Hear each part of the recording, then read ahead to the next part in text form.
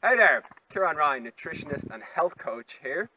I'm recording from lovely Ireland, and today I want to talk to you about IBS, irritable bowel syndrome. This is something doctors like to tell people they have. When you go to the doctor and you've got bloating, gas, cramps, diarrhea, constipation, your doctor will often tell you you've got IBS. What does that mean? Well, irritable bowel syndrome is really just a collection of all these things happening.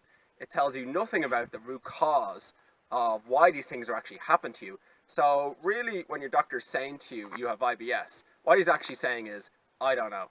I don't know what's going on with you. And you know what? Here, take some anti-inflammatories. Maybe it's psychological. Maybe take some antidepressants or something. The doctor will prescribe all different sorts of things to help you deal with this, but none of these things actually deals with the root cause of the problem. IBS is a nice little label to stick on things, but it doesn't tell us anything about it. Really, what could be going on is a number of things, or usually a combination of different things. One of the things could be that you've got an inflamed pancreas, or you're just not producing enough digestive enzymes, or you just don't have enough digestive acid in your stomach, leading to food that doesn't digest properly and creates inflammation in your body and in your gut. The other thing is that you might have too many different bugs. Now, a lot of this undigested food might start feeding pathogenic bugs or types of bacteria that aren't really that helpful in your gut.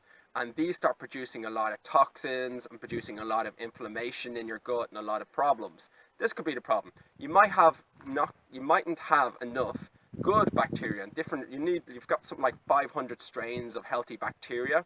There's over 100 trillion bacteria in your gut. That's 100 times more than the cells in your body.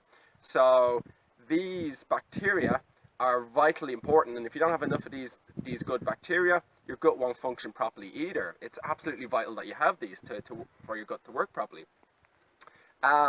Your gut could become inflamed. The walls of the gut can become very porous, what we call leaky gut. Stuff starts getting through, undigested food particles starts getting through, setting off immune reactions, creating lots of inflammation in your gut. And again, this is going to lead to the constipation, diarrhea, bloating, gas, all these sort of problems. Another thing is food intolerances. Some of the foods that you're eating, you might have developed an immune reaction towards. And now every time you eat these foods, it's setting off an immune reaction and setting off inflammation and bloating, gas, and all these sort of things. If you get postprandial bloating, or if you, after eating, you see that you've become bloated, this is a sign that there's something going wrong there, that there's actually, your gut has become inflamed. And this level of inflammation is what's causing all this bloating. There could be gas as well.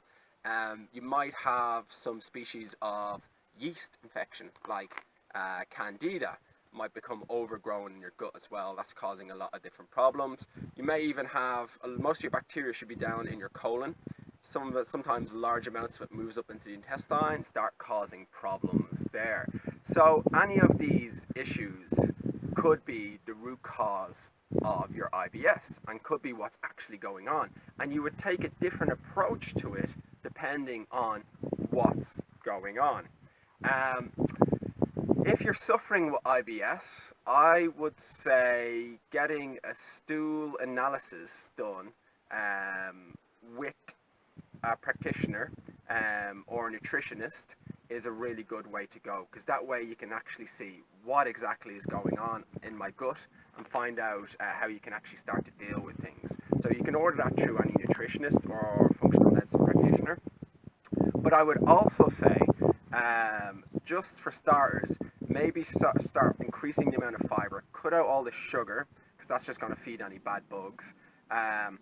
Cut out all the white flour, because that just turns to sugar anyway. Cut out caffeine, which irritates the gut, and alcohol, which irritates the gut. That's going to give you some relief. Start taking a digestive enzyme with each meal. That will really take the load off, and your symptoms will be somewhat better. In case you're in one of those situations where it's become intolerable and you're really reacting to lots of foods, then cut out any foods that are causing you problems, like usually gluten is a big one. dairy, soy, but pretty much anything can be a problem. But you just have to check out for yourself and find out. But they're the major ones. Taking them out of your diet might give your stomach a bit of relief for a while.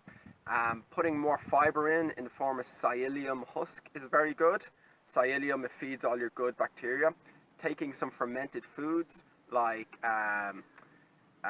kombucha or kefir, or any type of pickled vegetables as well. As long as, if you're buying it from the store, it must always come from the fridge. Remember that, never come from the shelf. It's been pasteurized. So get your hands on some of that. Take some lactobacillus or some other strains of healthy bacteria. Supplementing those can really help as well. That's just a few tips for really what you can start doing now.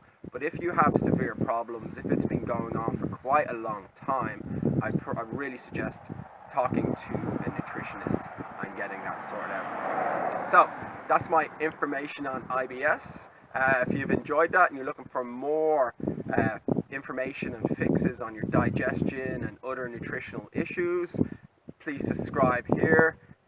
Make sure you subscribe on my website as well, and I look forward to talking to you soon and delivering you some more information. Till then, bye for now.